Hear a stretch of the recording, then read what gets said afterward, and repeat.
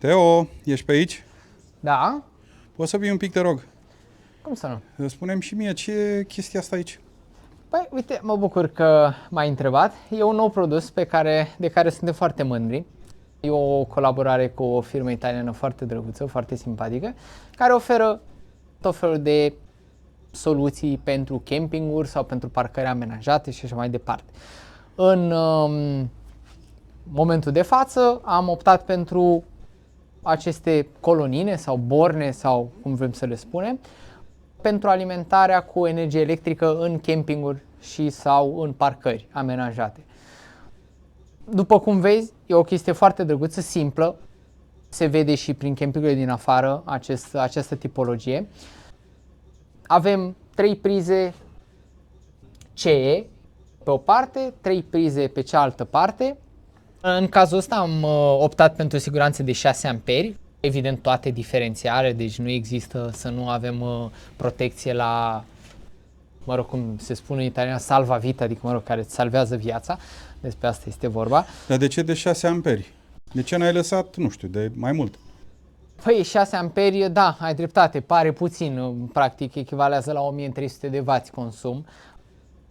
Aici e o discuție destul de interesantă, pentru că, din păcate, acum urmează perioada în care foarte mulți clienți o să se întoarcă la noi cu plângeri că, domne, mi s-a ars aerul condiționat, domne, mi s-a ars încărcătorul și așa mai departe. Păi, și întrebarea noastră deja devine clasică, pe unde ați fost? Ați fost în Grecia, nu? Da, acum, de unde știați? Păi, din păcate, nu că Grecia ar fi ceva în neregulă, dar în zonele astea aglomerate, în special cum este Grecia, care nu este neapărat la cel mai înalt standard ca facilități de camping, ce se întâmplă? Că acolo nu e limitat în niciun fel curentul consumat de către utilizatori și ce se întâmplă? Eu sunt cuplat în priza de sus, sunt un cetățean normal, n-am nimic, am poate un expresor cu care îmi fac o cafea de 700 de W o dată pe zi și în rest stă încărcătorul care încarcă bateriile campului și așa mai departe. Deci nu consum nimic.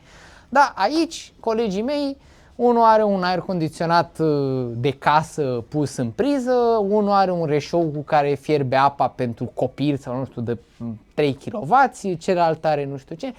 Și atunci ce se întâmplă? Că tot consumul ăsta, din păcate, evident că instalația, nu vine nimeni cu 3 fire aici ca la Cernavodă ca să susțină consumul lor și consumul lor creează o cădere de tensiune pe toată instalația care după aia se propagă și la mine care sunt un utilizator care, săracul, mă comport ca un om normal. Și atunci mi se ard toate chestii, pentru că din păcate se ard și la subtensiune, nu doar la supratensiune aparatele electronice și mă întorc din concediu cu Omega Pago. Asta e o paranteză. 6 amperi, de exemplu, în Occident ai fi fericit, plătești extra pentru 6 amperi, de obicei standardul e 3 amperi, deci deja vorbim de ceva în plus. Văd că e din inox? Da, materialele sunt foarte drăguțe, practic tot corpul este din aluminiu eloxat cu inox, fața de inox. Cu bandă LED? Exact, cu bandă LED care se poate personaliza cu orice culoare, poate să se și schimbe culoarea, de exemplu. Și, mă rog, astea sunt, cum se zice în engleză, gimmick-uri, adică, mă rog, jucării din astea prostești. Dar, Nimicuri. Da, exact. Dar care iau ochii. Da, să știi că un camping care arată cu 5 colonii din astea aliniate acolo cu culori, cu nu știu ce, chiar dă o ambianță frumoasă. Inclusiv faptul că aici când te legi ai lumină și așa mai departe. Sunt chestii destul de normale. Noi suntem foarte mândri că avem produsul ăsta. Cât costă o jucărie de genul ăsta?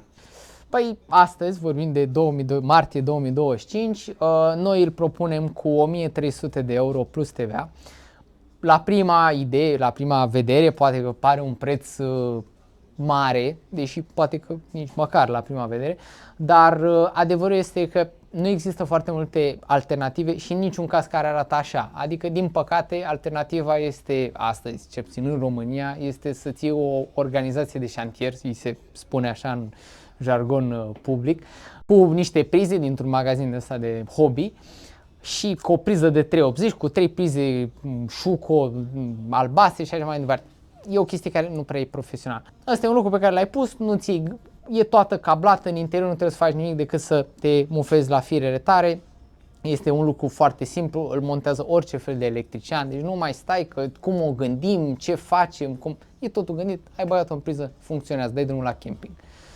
Aici deasupra chiar poți să pui și, nu știu, niște chestii decorative.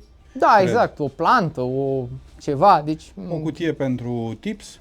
Exact, da, dacă n-ai... Sau, mă rog, când vii să te conectezi, evident, știm toți că în momentul în care ne oprim cu camperul, prima grijă este să mă duc la frigider, Exact. să iau berea. Exact. Și după aia vin și mă conectez. Unde Dumnezeu să pun berea? Exact, ăsta este un special, mai ales fiind un produs din Italia, berea, no, deci ți-ai pus berea aici și continui să te conectezi, Da. corect, evident. Mulțumesc mult, Teo, Da, și eu și sper să ne vedem cât de curând. cum să nu.